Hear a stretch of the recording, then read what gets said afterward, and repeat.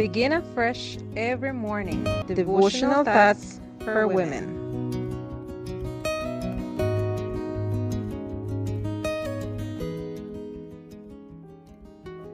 Hello, my beloved friends.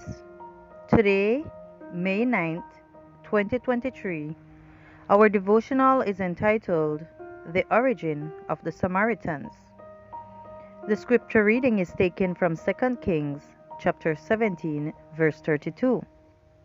So they feared the Lord, and from every class they appointed for themselves priests of the high places, who sacrificed for them in the shrines of the high places. The word fear appears 11 times in the last 17 verses of 2 Kings chapter 17, indicating that the fear of God was the determining theme of the exile of the Israelites. 2 Kings chapter 17 verse 29 is also the only place in the Old Testament where inhabitants of the ancient kingdom of Israel are referred to as Samaritans, a people hated by the Jews even in the time of Jesus. Samaria was the capital of the 10 tribes during much of the history of the northern kingdom. It is stated that the place was named after Shemer the northern, who sold Omri the hill on which the city was built. Samaria means to guard. The name is ironic because the inhabitants did not guard it either physically or spiritually. When Israel was taken by the Assyrians, Samaria was left unpopulated and wasted by the war.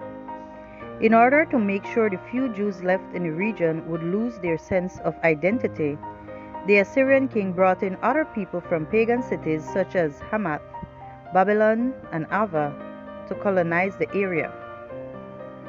And these people brought with them their idolatrous worship. Since the crops had been destroyed and the fields left unattended, wild animals abounded, including lions.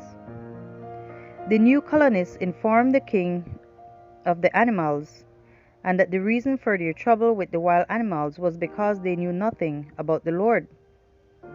One of the deported priests was brought in to try to teach them about God, but he could not persuade them to abandon their idols. They mixed elements of their false religion with their worship of God.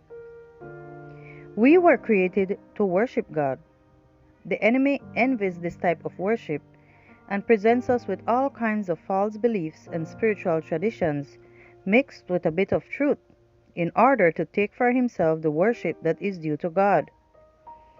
If because of ignorance you have participated in these twisted plans of the enemy, ask God today for liberation and victory. Many Samaritans became faithful Christians.